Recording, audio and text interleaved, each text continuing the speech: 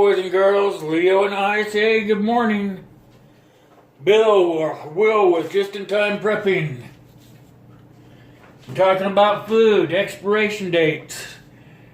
With the war coming close, North Korea is still threatening us with World War III, nuclear war.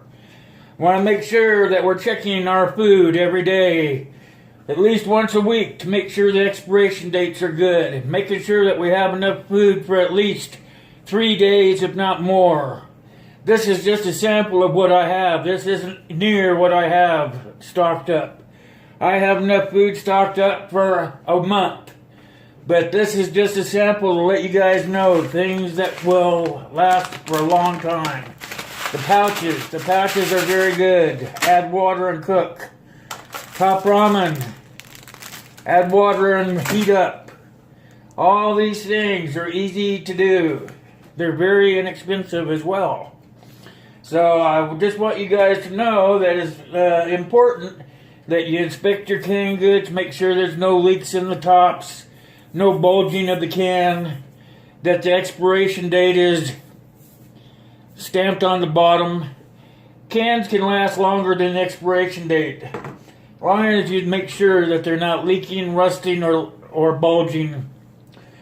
There's several things. It's very inexpensive to collect food. I know that I'm on a limited budget and I've managed to collect food over time. I live on a fixed income, so I for myself, I collect food once a month. I go to a canned food outlet or something like that. I don't know what you have in your area, but excuse me, a canned food outlet here. You can buy things like soup, vegetables, top ramen. These little things here, you can buy them all by the case. You go to a discount store and buy them, and just a little at a time. A case here, a case there, it works. Trust me, I know, I've done it. Excuse me. Sugar. Make sure you put your sugar, whoops, that fell down, that was oatmeal. Sugar, don't keep it in this here. Take it and put it in a sealed bag or something, and then seal it up. These here, they come in a can like this, and the tops come off, and there's a little seal underneath them, aluminum seal. As long as that seal's not broken, guess what? You can store that can virtually forever. You can buy these by the case for $2 or $3. Everything up here is fairly inexpensive, and it's very easy just to store and buy cases at a time. About $2 or $10 or $20 for a case of vegetables or beefaroni or pork and beans or whatever, and you just kind of put them back and you stack them up and you don't touch them. They're for the emergencies. So today I just wanted to touch base with you guys and make sure that you're doing everything that you're supposed to be doing, and that you're collecting your food, your water, your clothing, your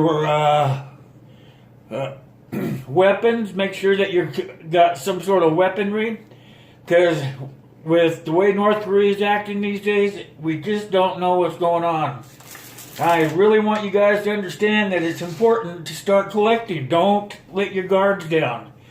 You can watch the news on TV and you can see that it escalates up and down. So it's kind of like we don't really know what's going on. So if we keep prepping, then we know that we can still do that. Now that the weather's getting warmer, it's time that we can go out and we can practice our prepping outside by going camping or spending time with your group. Go out with your group and start practicing the things that the groups need to do, like setting up camps and everybody doing exactly what they're supposed to be doing, what their specialty is. And there's ways that you could make things seem like shit's hitting the fan and run through it like a routine. I have gone out and started, like, I'm trying to think of the word, scouting for areas where I can go out and set up a camp and try to figure out how it will work when SHTF happens. So that's the things we need to think about, you know. And other things we need to think about are making sure that we get medical supplies. I have a trauma kit. I forgot to bring it up this morning for the video, but I have a trauma kit. They are pretty inexpensive for first aid. I think I paid $59 for my trauma kit, and that's pretty cheap for making sure that you're going to have what you need in a grid down situation. So if we just keep pushing along on our prepping and preparing to make sure that we're going to have everything that we need. Canned goods, food, making sure that we have enough food to last for at least 3 days, if not longer. Like mine, I am still working on mine. I know that down in my basement, in my pantry room, I have enough food stored up, I believe, for about 30 days right now. And I'm still adding to it, hoping that I don't have to use it, but if I do, then I have it. And the thing is, going down there into that area where you have everything stored at least once a week.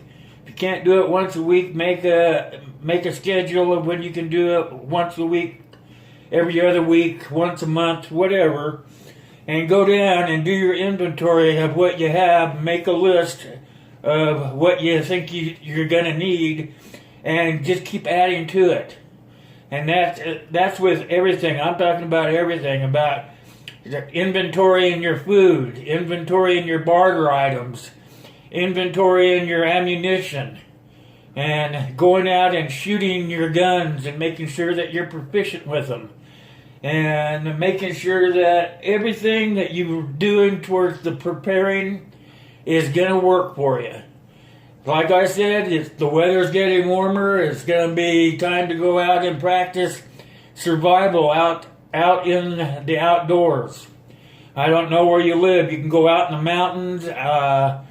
You can go out to lakes or rivers, and you can set up camp, and you can make sure that you're sufficient in being able to take care of yourself in the outdoors. So I want you to make sure that you can do all this, and then make your list. And if you have any comments, don't forget to put them down below. And if you have never been here before, hit that subscription button. Also, I am on Facebook and Patreon. And I also have a donation page on PayPal at paypal.me. All that information will be down below in the descriptions.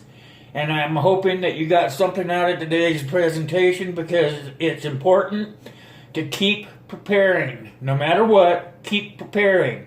Go through your food, your water, your clothing, your protection. Make sure you have shelter.